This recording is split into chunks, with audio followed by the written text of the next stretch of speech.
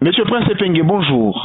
Bonjour. Les pouvoirs vous accusent, à travers les discours du président Martin Fayoulou, de fin d'année, des tribalistes et des séparatistes.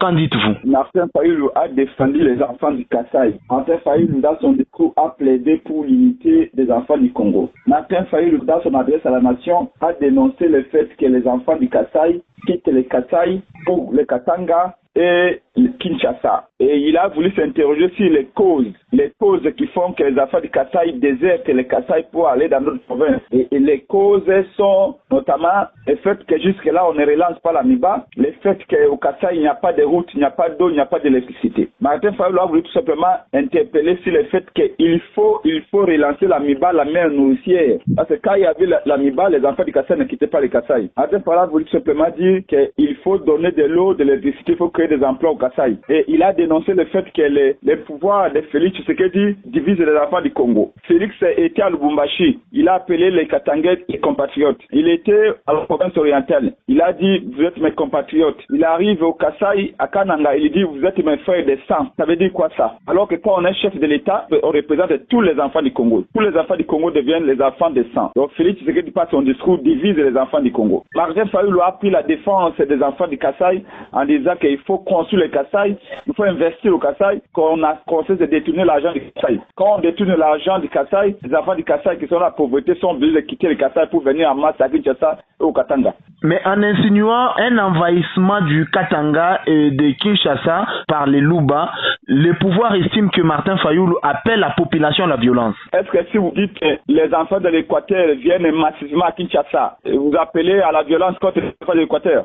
Qu'est-ce que vous appelez violence? Est-ce que c'est vrai ou faux que les enfants du Kasaï partent à masse vers le Katanga? Est-ce que c'est vrai ou faux que les enfants du Kasaï viennent massivement à Kinshasa? C'est la vérité. Les dire comme ça, c'est la vérité. Où est le problème?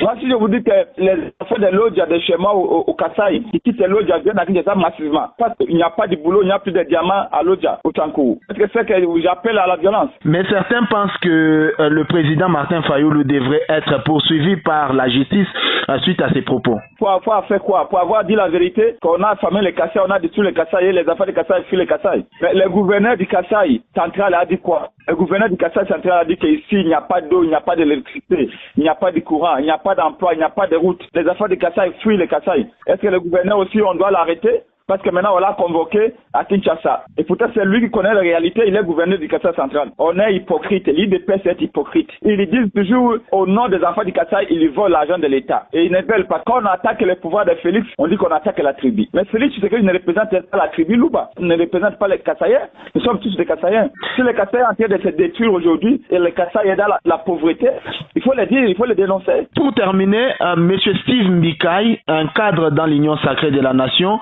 estime qu'en cas de laxisme de la part du gouvernement, ils s'en chargeront de porter plainte contre eux, c'est-à-dire Olivier Kamitatou et Martin Fayoulou, comme ils l'ont fait à l'époque contre les patriarches Antoine Kyungu Akumwanza.